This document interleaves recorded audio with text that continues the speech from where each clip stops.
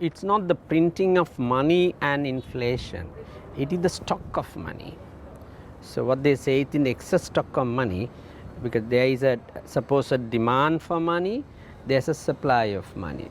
The argument is, when you have excess money chasing behind a limited stock of goods, the only thing could happen is the money value of the good is going to go up, so which is we call inflation.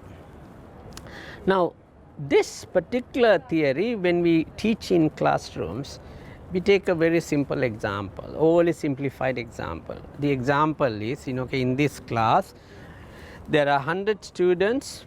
Imagine each one is given 1,000 rupees by the lecturer, and then if there are certain commodities which are on the table where they can bid for, if before 1,000 rupees, they will bid for them at a certain price, but after money it's going to bid for at much higher price. So the only thing, the difference was the money has been given to individuals, and which basically caused them to bid for higher price.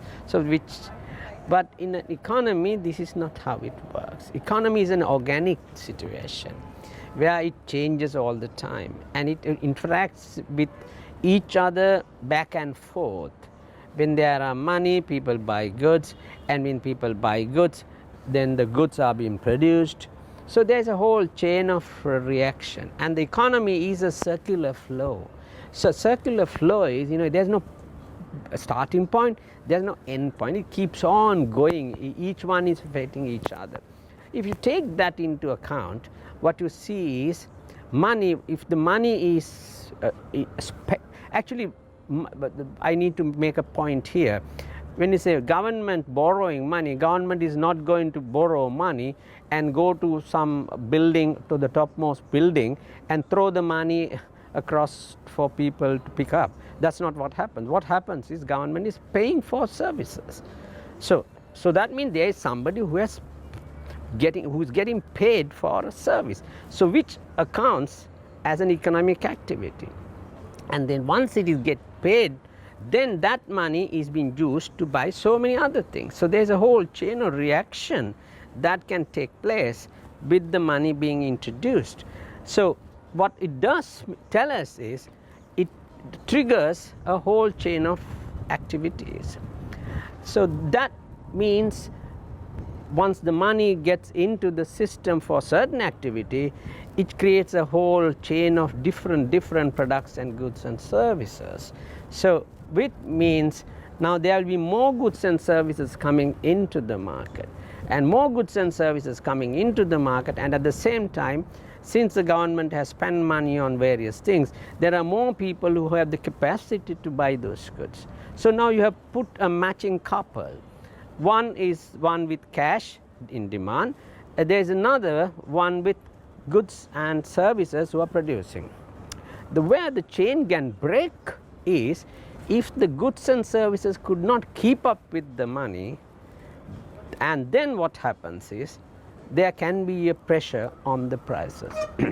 Now point here is it can happen if you have ruptured the whole circular system due to so many different things. So it is not totally guaranteed that money is not going to create inflation.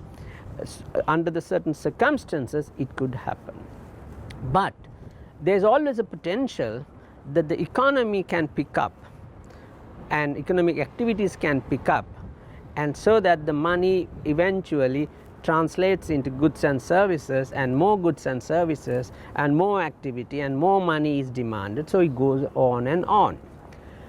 This scenario has been argued and empirically tested.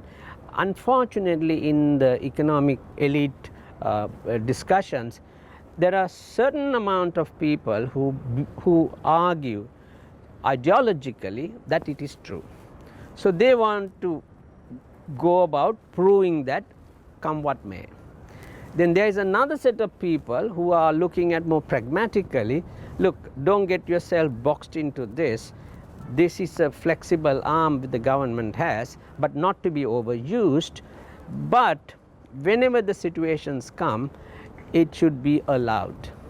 And also they argue that this is the possibility.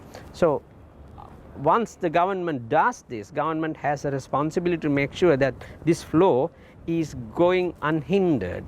If they just do it and keep on doing it excessively, disregarding the transmission mechanism, then the rupture is going to take place and the whole issue is going to be getting out of disproportionately exploded.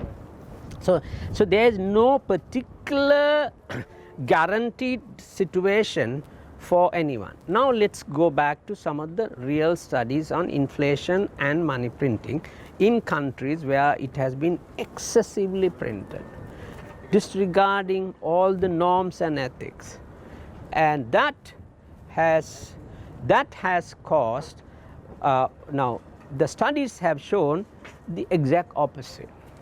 Money printing has gone through the roof, but inflation has failed to pick up.